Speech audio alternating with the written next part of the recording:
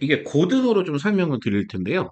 이제 왜 이제 지용도라는 표현을 썼냐면 요 상황을 좀 이해하셔야 돼요. 그러니까 어머님들이 저한테 이렇게 질문을 하실 때 여기 이제 난이도를 옆에 제가 이렇게 붙여놨죠. 고쟁이는 난이도가 몇이에요? 뭐는 난이도가 몇이에요? 고쟁이는 몇이에요? 뭐 이렇게 물어보시는데 그런 게 사실은 이제 어떻게 책들이 구성되어 있는지를 좀 먼저 심화서의 구성 정도를 먼저 좀 이해하실 필요가 있어서 요런 표를 갖고 왔습니다. 그러니까 이게 뭐냐면 그 지금 셈 B를 보시면요. 이게 유형이 1, 2, 3, 4, 5까지 이렇게 됐고요. 셈 C는 사실은 셈 B랑 C를 합치면 한 요 정도까지 올라가요. 그래서 이렇게 있고 RPM도 사실 요거보다는 약간 더 높게 이런 식으로 돼 있다. 그러니까 결국은 책들이 어떤 하나의 난이도에 국한되는 게 아니고요. 이렇게 어떤 이 난이도에 대한 레인지를 갖고 구성이 돼 있다. 이런 얘기입니다. 제 머리 위에 있는 이 고등 심화서들 대충 좀 많이 아실 만한 것들을 좀 수록을 해봤는데요. 이 수록된 이 고등 심화서들 보시면 사실 이거 조금 더 올라가야 돼요. 조금 더 올라가야 되고 얘도 여기까지 올라가야 되고 이렇게 예, 요 정도로 생겼다. 그러니까 이제 이렇게 보면 1품보다 고쟁이가 살짝 더 위에 있으니까 1품보다 고쟁이가 더 어려운 책이 되는 거예요.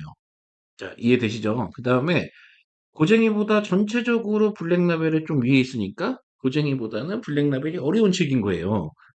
자, 이렇게 보시면 되겠습니다. 이렇게 레인지를 갖고 문제들이 구성이 되어 있다. 그럼 블랙라벨보다 TOT가 어렵냐? 그렇죠. 좀 어려운 편인 것 같죠. 이렇게 해서 고쟁이보단 TOT가 확실히 어렵고. 자, 그럼 여기는 뭐냐? 마더텅, 자이 이렇게 모의고사 기출서를 표현을 해놓은 건데요. 이 모의고사 기출서들은 모의고사에 출제되는 문제들이 출제가 돼 있으니까 그럼 얘네는 더 위로 가 있으니까 더 어려운 건가요? 그러니까 이렇게 좀 구분을 해서 얘기를 해야 된다. 왜냐면 여기 유형 3, 4는 별 1개, 뭐 별 2개, 5, 6까지 별 2개, 그러면 6, 7 가면서 별 3개, 8, 9 가면서 별 4개 이렇게 있으니까 이 책 자체가 전체적인 난이도 수준에서 이렇게 된다는 걸 우리가 좀 미리 좀 이해를 하고 시작을 해야 된다 이런 얘기입니다. 이해되시죠? 그래서 어떤 책 위에 어떤 책이 이렇게 딱 쓰는 게 아니고요.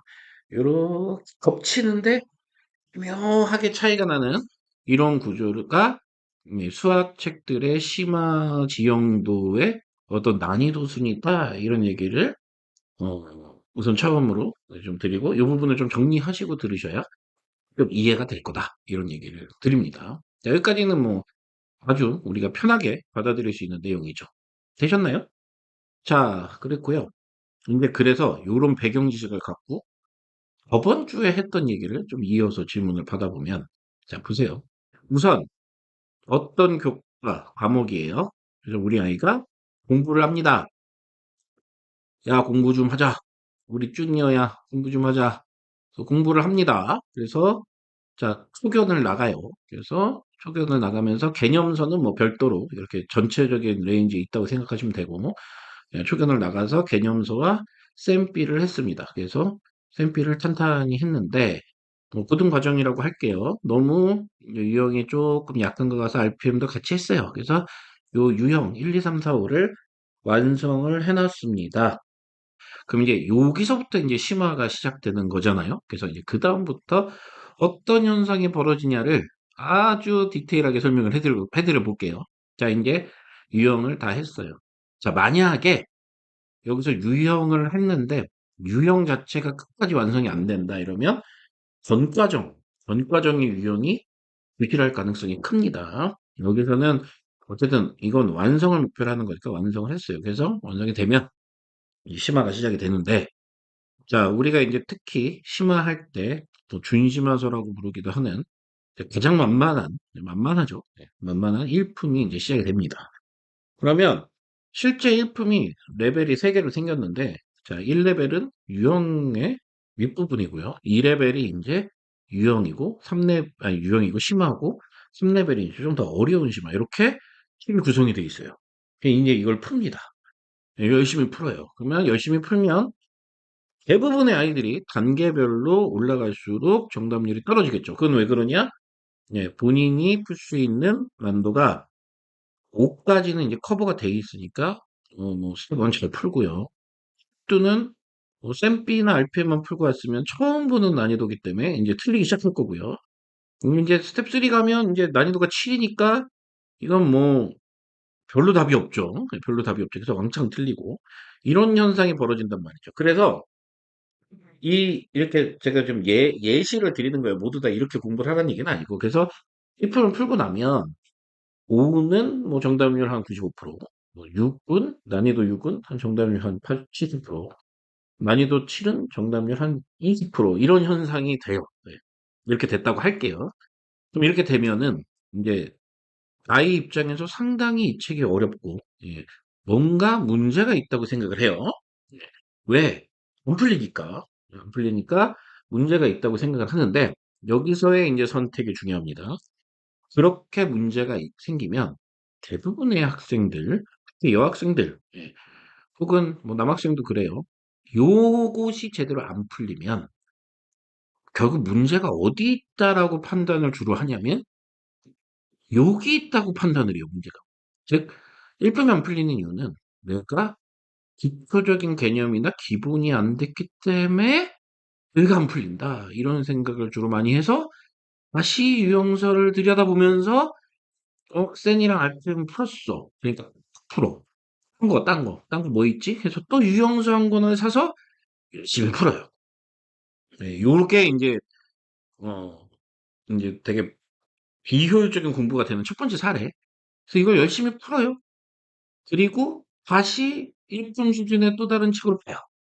네, 그러면 또 5는 잘 풀리고 6은 뭐 70% 풀리고 7은 20% 풀리고 요렇게 돼요. 그럼 또 안 되네. 또 부족한가? 또 유형설을 와요. 또 1분 풀고 또 계속 왔다 갔다 왔다 갔다 왔다 갔다 왔다 갔다 하다 보면 9위. 또 왔다 갔다 하다 보면 고3 해서 이 친구는 영원히 7을 20%에서 뭐 조금씩은 뭐 자연상성분이 있을 테니까 한 30%까지 끌어올려서 결국 수학에서 좋은 성적을 받지 못했대요. 이런 예시를 이제 좀 설명을 드립니다. 자, 요 같은 경우가 이게 아이들이 결국은 이제 커서 이런 얘기를 해요. 하란 대로 다 했어. 진짜 문제를 많이 풀었고, 그리고 뭐 정답률도 나쁘지 않았어. 근데 성적이 안 나와. 어? 그럼 저를 째려보면 뭐합니까? 예, 이미 이렇게 저학년 때부터 설명을 해주는데, 그러니까 제발 말을 들어야 돼요. 그게 아니라, 자, 유형이고요.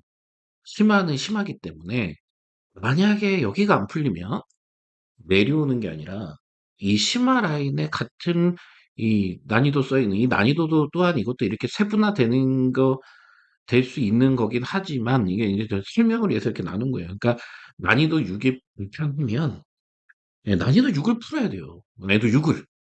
예, 난이도 7이 불편하면 난이도 7을 푸는 거예요. 자, 이해되셨나요? 우선 가장 기본적인 심화 공부의 패턴 중 가장 중요한 1번은 심화를 하다 막힌다고 유형으로 빽치지 마라. 네, 이런 경우 있어요. 심화를 하다 보니 진짜 유형을 다 까먹었어요. 그러면 어떻게 되냐면 이 심화서의 난이도 1 혹은 6, 지금 아까 1품을 설명드렸으면 4, 5, 6, 7 중에 6의 정답률이 뭐 30% 이내로 떨어진다. 그러면 예를 들어 이렇게 밑에 부분 유형 부분의 정답률이 30% 이내로 떨어진다. 이러면 유형의 구멍 났는지를 확인해야 되는데 만약에 유형으로 돌아갔는데 다시 이 부분의 정답률이 굉장히 높게 나오면 그냥 제가 맨날 하는 말 심화 간극이 없는 거예요. 그래서 여기서부터 빌드업을 해서 올리는 건데 굳이 밑으로 내려간다고 풀리진 않는다. 이런 얘기가 되겠습니다. 그러니까 이 지금 제가 하는 말을 뭐 진짜? 뭐 이렇게 생각하실 수 있는데 잘 생각해 보세요. 어머니도 옛날에 수학 공부하실 때 1번 시험 문제 1번 아주 쉽죠. 그 문제를 풀 수 있는 능력 있어요. 그래서 그 1번에 나오는 그 쉬운 문제를 수능 문제를 풀면 그 시험지에서 가장 어려운 문제를 풀 수 있습니까? 네, 만약에 풀 수 있다면 현재죠. 예, 머리가 굉장히 그러니까 뭐 1번을 풀고 말고는 상관없는 그런 사람이죠. 즉 쉬운 거를 풀어서 어려운 거를 맞는다. 이게 왜 이런 전반적인 구조를 사람들이 인적으로 인지를 하는지 이해는 되거든요. 왜냐면 이제 우리가 늘상 얘기하는 게 기초를 갖고 뭔가 응용을 하고 심화를 한다. 이렇게 표현을 하기 때문에 이렇게 생각할 수 있지만 사실은 그렇지 않다.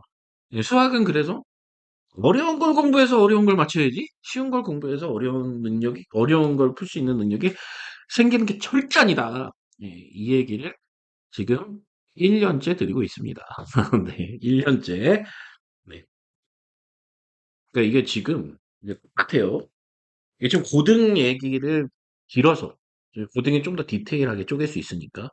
그러니까 예를 들어서 중등도 난이도를 1, 2, 3, 4 정도로 쪼갤 수 있어요. 그러면 돼요. 중등도. 그러니까 센 B를 계속 풀어서 최상위 3레벨을 푼다? 아, 불가능하다.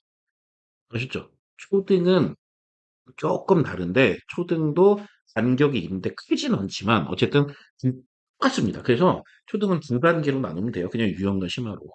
그래서 이 수학이랑 한번 기본적으로 심화 공부를 할 때 제1번 자기 턱에 올라와 있는 공부. 그러니까 심화 공부할 때요. 유형 말고 자기 턱을 이렇게 턱을 딱 해서 내 턱보다 아래 아주 쾌적하죠. 모든 문제 다 풀려나가고 아주 쾌적하게 열심히 100문제를 푼다고 내 심화 문제 푸는 능력이 요만큼도 안 올라간다. 진짜. 이게 중요한 사실이에요. 요만큼도 안 올라간다. 이게 진짜 이런 얘기는 하면 안 될 수도 있는데 나쁜 선생님이 뭐냐? 예. 아이들이 풀 수 있는 문제 그 턱에 바로 밑에 있는 선의 문제를 왕창 줘요. 그러면 아이 입장에서 난이도가 없다고 생각하진 않잖아요.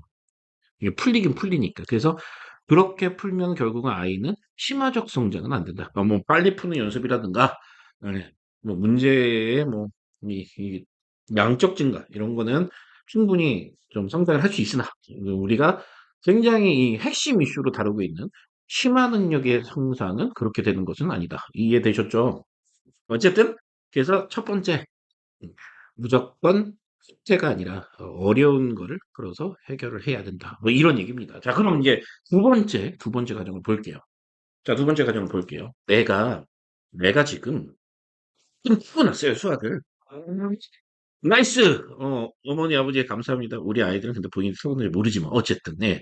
어머니, 아버지 감사합니다. 저에게 6이라는, 6레벨이라는 이 난이도는 할 수 있는 능력을 주셨군요. 그렇다면 이 친구는 유형을 다 하고 나잖아요. 그러면 이제 일품이 이제 풀리는 게 레벨 2까지는 아주 쉽게 풀리고 레벨 3만 살짝 건드리면서 안 풀리고 있는 이런 상황의 아이예요.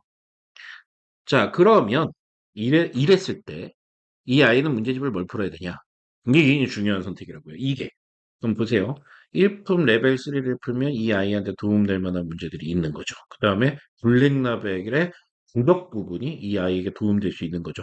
고쟁이도 약간 레벨 2에 다른 문제들이 도움이 될 수 있는 거죠. TOT도 사실은 요 아래 것까지 있어요. 그러면 TOT의 잠깐 초반, 중반 문제들이 도움이 되는 거죠. 자, 모의고사로 치면은 어떻게 해요? 별 2개에서 별 3개짜리가 이 아이한테 도움이 되는 거죠. 이해되시죠? 네, 이런 개념으로 이해를 하셔야 된다. 그러니까, 1품 다음에 뭘 풀어야 돼요? 이렇게 질문을 하면, 저 같은 사람 입장에서는 터뜨리기가 너무 애매해요. 왜냐? 1품 풀었어. 다 맞아? 다 맞아? 그러면 여기까지는 됐네. 그럼 그 뒤로, 위로 올라가. 여기 위에 책이 뭔데요? 그 위에 책? 1분보다 어려운 책은 블랙라벨이에요. 그럼 블랙라벨 풀면 되겠네요? 아니라고요, 이게, 이 구조가. 그래서, 이렇게 책에 대한 구조와 실제 난이도 배분과 아이들이 심화 빌드업을 하는 구조는 이렇게 복합적인 구조로 생각을 하셔야 되기 때문에, 우선 진짜 그런 질문은 이제 앞으로 하지 마세요. 이 책 다음에 뭐 풀어요? 그래서, 네. 그래서 이제 무슨 얘기를 드리냐면, 이런 겁니다. 그러면, 이게 세 번째, 중요한 얘기. 예, 제일 중요한 얘기. 그럼 내가 레벨 6까지밖에 못 푸는 거. 레벨 7을 푸는 학생으로 어떻게 변신하냐? 어떻게 발전하냐? 즉, 어떻게 심화 빌드업을 해요? 이게 심화 학습의 핵심 포인트 아니겠습니까?